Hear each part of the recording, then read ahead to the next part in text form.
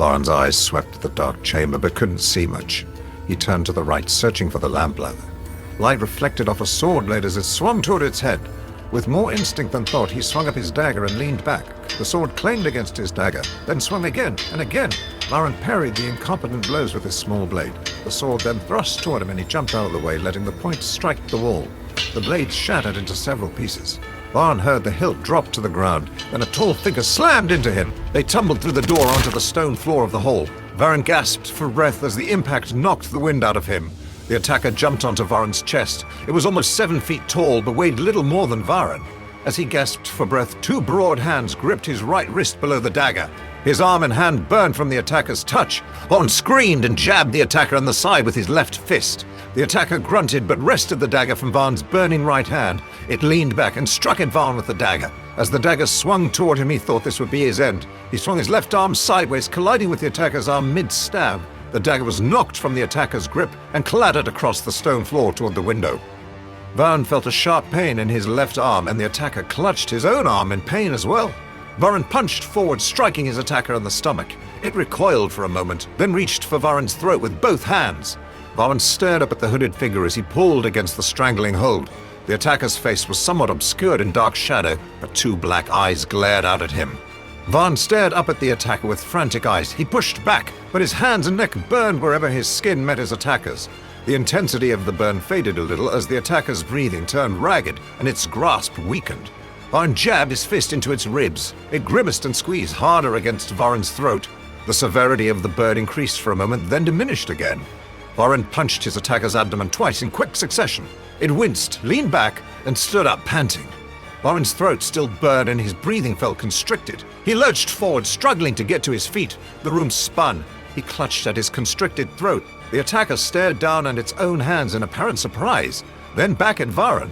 With blurry eyes, Varen looked for a moment into the 2 small black voids of the attacker's eyes. It faltered for a moment, then spun around and darted toward the window. From beneath its cloak, it produced a coil of thin rope with a small hook on the end. Varen stumbled after him but fell to his knees. His stomach swelled and his skin burned. He vomited on the stone floor, then looked up at his attacker. It turned back as if to fight. Varen forced himself up and bared his fist. The attacker hesitated, then turned back toward the window. Varen dragged himself forward while the attacker fixed the rope and hook around the nearest column with a frantic speed. It darted toward the window with long, desperate strides. Varen dashed toward the attacker. It shattered through a narrow section of the stained glass window, fell outward, and swung against the castle wall. Varen reached the window and looked down. The attacker sped down the rope, rappelling against the wall. Varen ran back toward his dagger and tried to pick it up in his right hand. His fingers wouldn't move. Varen looked at his hand. The skin was black and withered. His fingers and wrists seemed to be stuck, as if all the bones had frozen in their last pose. Forcing himself to slow his breathing as panic filled his mind, he shook his head and grasped the dagger with his left hand. Varen floundered back to the window. The attacker had rappelled more than halfway to the ground, but was still over 100 feet in the air. Dropping to his knees at the windowsill, Varen set the dagger to the rope and sliced back and forth. The fibers of the rope flew apart at the touch of the sharp dagger. 3 strokes of the blade severed the rope.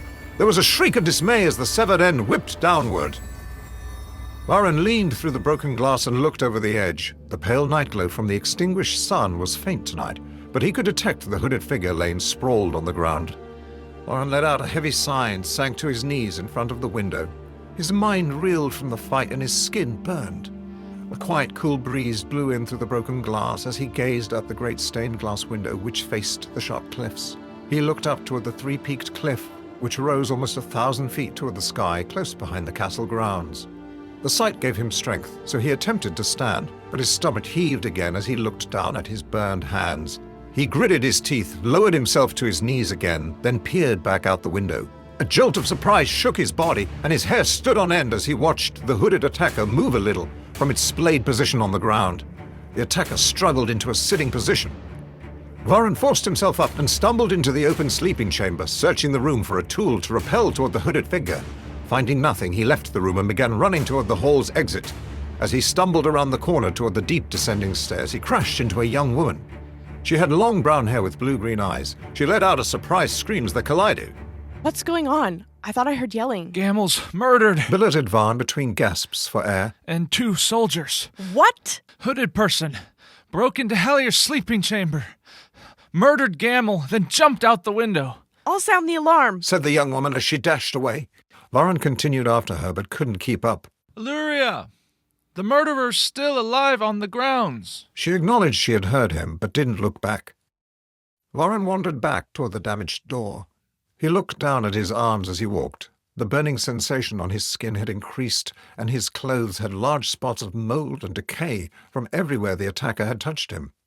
The burning places on his skin appeared to have deep infections. Large boils with charred and cracked skin now covered his right hand and wrist. He put his left hand to his neck and throat. The rough and bubbly texture told him that his neck must look similar to his right hand. Varren sat down near Gamel on the cold stone floor. He breathed in rasps and his throat felt constricted, but it wasn't getting any worse now. He looked at his hand in disgust, then held it as far away as he could. For a moment he thought about how Illyria wouldn't want to look at him now because of his gross condition, but then pain and nausea clouded his mind and he didn't care. His body tensed and threatened to make him vomit again. He drew a heavy breath, then turned toward the broken door again as the sounds of urgent shouts and dozens of feet running in the lower halls met his ears. Sorry, Gamel, but a Lackner won't be much help to you, Varren thought as he looked at the body that lay in the doorway. He pulled himself to his feet, stepped into the room, and lifted the lamp lever, which sent fresh oil to a large chandelier in the center of the room. His eyes pored over the inside. Every cupboard and drawer was open, every locked chest or wardrobe had rotten hinges or locks, and the contents were strewn all over the floor. The mattress on the magnificent four-poster bed lay in shredded pieces. The bodies of 2 guards lay against the wall. Varren rushed over to them. Both lay still. Varren knelt beside the bodies, gritting his teeth and shaking his head. The soldiers both wore open-faced helmets, and each of them had blackened and infected faces. The sight caused a fresh wave of nausea to roll over him. Varren examined his hand, then looked at the soldiers. Their rot and decay matched that of his own wounds. He looked over their armor for other wounds, but found nothing. Their injuries looked like a lethal dose of what now covered his own hand and throat. To his back, he could hear the once empty halls resonate with activity. Lamps were turned to full brightness, shouts were echoing around him, and soon soldiers, castle officials, and several Lackners were running toward him.